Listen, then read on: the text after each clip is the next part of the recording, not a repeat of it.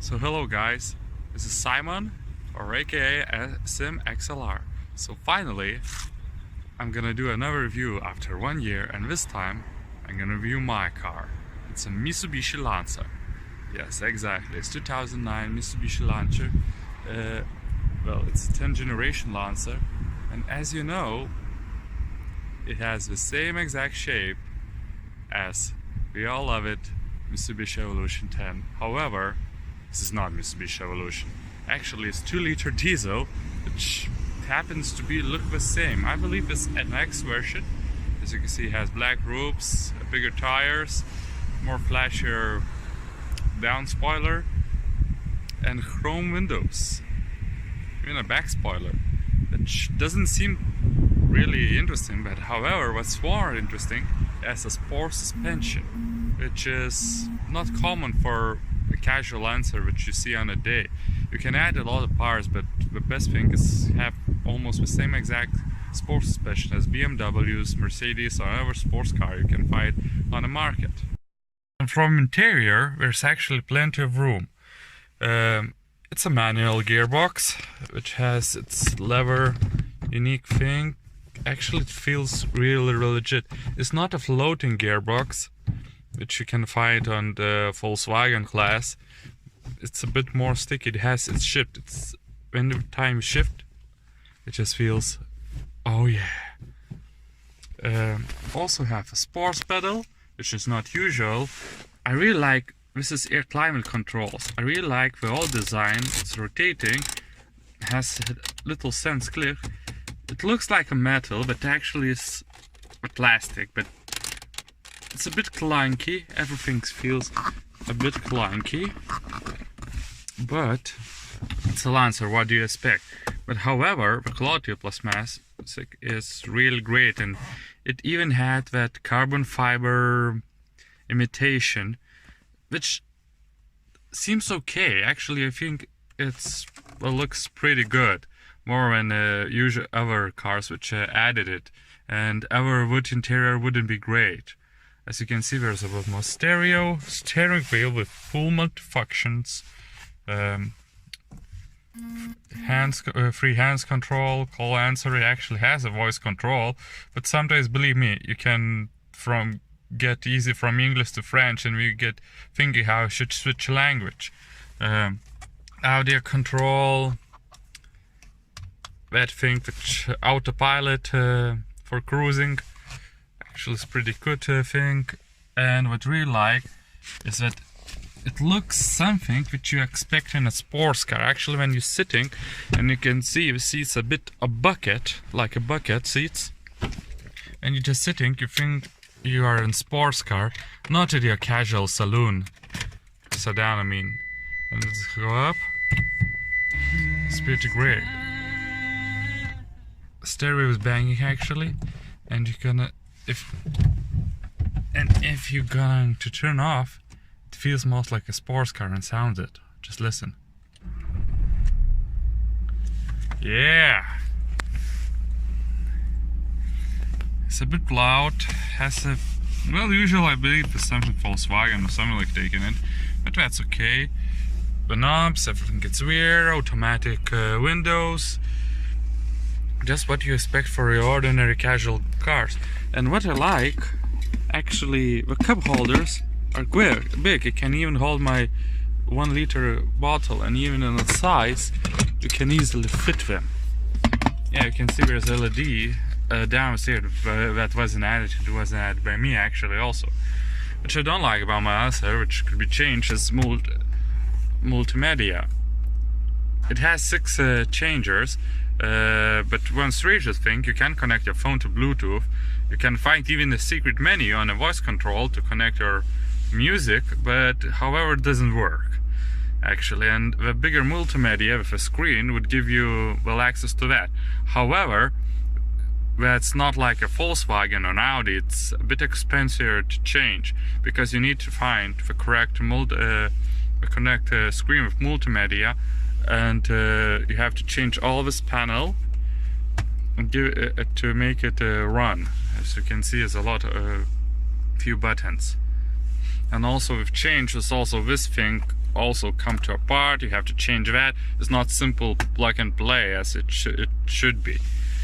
But it works okay, actually. And the sounds of a car, it's a 2-liter diesel. Yeah, it doesn't sound anything like that, and nothing has been done. It's a pretty standard car. What I like about my car is that this one is not a standard taillights. It's a LED, and actually shine pretty bright, believe me. And a spoiler, it's pretty standard. It's the better completion, that's why it's isn't bolted on some shitty screws, and also pretty well. Actually, it's the best part to open the trunk, because as you can see, it has no buttons or so whatsoever to open it. Well, the trunk is okay, but the best thing, it has a subwoofer, which is actually belongs to completion, and because it's provided by manufacturer, it gives much better sound quality. It doesn't, well, make our luggage compartment seem small. But the back is okay. The worst thing is this thing, which actually can change, but as standard it seems cheap material, and of course it's a Lancer, so plenty of metal which seems unneeded, but it's a part of a construction which makes the car even stronger. You can see I can easily fit in this car. Plenty of room. Leg room, well, it's okay, especially but usually sitting a person about my size. So for me, which is about 180 centimeters, 6 foot tall, it's plenty of space in the back and here. Of course, if it's 3 people sitting, when sorry, not enough space. However, for 3 people, there's not plenty of space, but for 4 people and 2 people sitting in the back, there's plenty of room. So as I told you, this is my daily car. I really love it. It's my everyday car. I drive it to work, I drive it everywhere. It's good on gas, because it's diesel, of course. And even this 2-liter diesel, it has quite a nice turbo, actually, charger. And it's really pleasant to get every day. Pretty stable on the road, because of its 80-inch tires and sport suspension. You can feel every inch of the road. However, that's a bummer too, because you can feel every bump, and we now going to take it for a spin. Yeah! First gear, a real rev, and we off. It has automatic lights. However, the problem with automatic lights, because this was made, I believe, for France or German. The thing is, the problem with this is doesn't only automatic works when the sun goes down, and in Lithuania, where I live, you have to get your lights all the time unless you have day lights, which you can add as a mod, of course, everything is possible, but you want it as standard actually. I believe you can hear a lot of noises from outside, because the Japanese car, that's another thing, it has a shitty, believe me, it has one of the shittiest sound isolations. However, it's actually a bit narrow. It handles perfectly. If there isn't bumps, it just can slide, but you can see camera is shaking. It's because, well, it's because it's quite a low car. With a sporty suspension, yep, even the little bumps can make, but you can rev it up pretty quiet. Rev it up. It's quite interesting. It's doesn't feel like it's how to say. It's a bit like yeah. It's you buy like it's like putting on a old BMW an M badge or something like that. Of course, Mitsubishi doesn't do it, which I actually like, because it would be awful if I put Evolution sign on it. But it makes sporty in its own way. Actually, I prefer this version. to me it feels more natural when we're putting on a Ford Ranger, we put a Raptor inside, making a Raptor with a bit more parts, that's it, but we didn't change engine, we didn't call it like a Mitsubishi Lancer, not Evolution or Sporty or something like that. We call it Mitsubishi Lancer. It doesn't expect an of course everybody says, oh, you're driving Evolution. No, it's Lancer. Yeah, it's a bit of downforce, and I think it has front wheel drives. Yeah, not all wheel drives or four wheel drives, which actually Subaru beats it in this context. Because, well, Subaru, which even its daily cars have four wheel drives, and if you wanted to in a Mitsubishi Lancer, well, buy an Evo, I guess.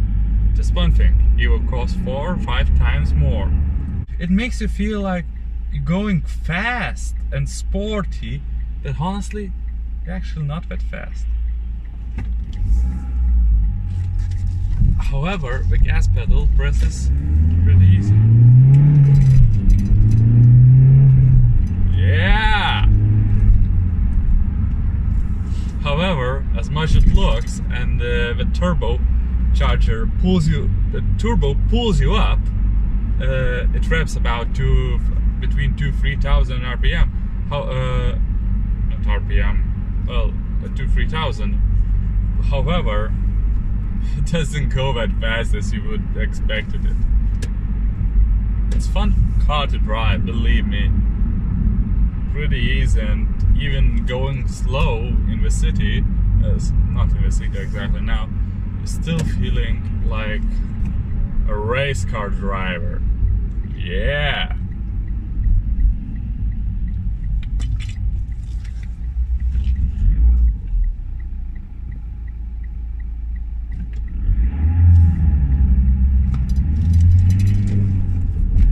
Let's go on more bumpy roads. Oh my god, where we are going! As you can see, I'm not the most comfortable when I go into the city, especially when I'm going to the tiny city roads. And because I live in such a city like Vilnius, you can expect a lot of downtown. On an old town, where roads actually, how to say, we're old. We're not with tarmac, which is smooth and all of that. There's another fun thing. If a tarmac, even going on a freeway, is not completely flat or full, you're gonna feel that your steering wheel is a bit of clunky.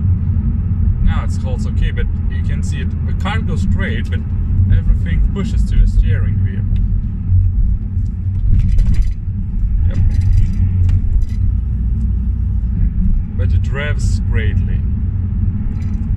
I believe this is my favorite diesel car, honestly. Of course, there are some cars like Mercedes and all that expensive, and Audis and BMWs, which have a diesel, but you don't feel anything. But this isn't a part. This car makes a diesel a bit like a sporty petrol.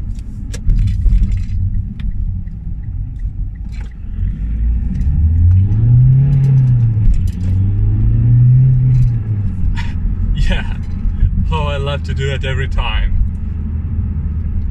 And actually, the mileage, well, actually, the fuel consumptions are great. In the city, it eats about averagely 8 liters per 100 kilometers, and in freeway, on our highway, it's about 5 to 6 liters per 100 kilometers. I would say it's 6, because in the summer you're using air conditioning, and in the winter then you put bigger tires, because winter tires usually it's more, and well, yeah, that's the thing. And in summer you put in up 80-inch tires, which is slim, quite wide, and that eats much more gas because of it. And in the winter you put the winter tires, which grips a bit more, and of course heating, which also makes to eat cars. So it doesn't matter. Every year it's about, on a highway, about 6. I managed to do a 6 liters per 100 kilometers, and about from 7 to 8 liters in the city. It's actually pretty okay when you used to live. It's not that, if you saw my last review, it's not that economical like Volkswagen Jetta. Jetta is about 1 liter or 2 liter less, but I have to say, which car has less sound improvement, a bit more bumpy, a bit more sporty. However, I love it. I actually love it. And now there's a fun part of it. You can actually buy it because I'm selling it. Why? You ask me why sell the car which I love so much, which I think one of the best casual day cars with 4 doors, is because I have it for 4 years. Now it's time for changes. I have it for 4 years and I want to buy something stupid. Don't judge me. And I don't want to go to the wrong hands actually, but I'm selling it for actually quite a high price, but because it has, I have to say, mostly everything you want from a car, and especially the completion and add-ons actually much bigger than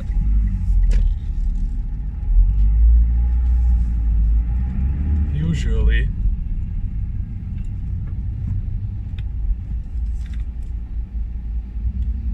That's why I'm putting a price around 5,000 euros. You can actually buy something similar for about 4,000 euros, but with subwoofer, automatic, I guess lights, which doesn't work, but with subwoofer, sport suspension, Lancer, Evolution body kit, you won't find it for 4,000. And if you find it's gonna be in shitty condition. And of course, 80-inch real tires, which are actually also quite expensive. Can be quite expensive. So that's my price, 5,000 euros. It's a good deal. At least I think so. So, thanks for your view. Thanks for watching. Yeah, thanks for watching. If you like me, subscribe. I'm gonna do more reviews. Just put it in the comments. And if you like my reviews and it's a little useful, just go for it. Of course, there's a few things before you do it. If you plan to buy a Lancer, first thing, check for rust. Mine does have already, and even it was actually it had even at first, but I managed to put anti-corrosion material on it, which actually stopped the corrosion. However, many cars won't have. You have to add it additionally because Mitsubishi doesn't actually provide it in the beginning. Another thing you have to check, I guess it's most important. Another thing you have to check, I guess, in our engine doesn't spill any oil or blue smokes, because it's still a Volkswagen engine inside it.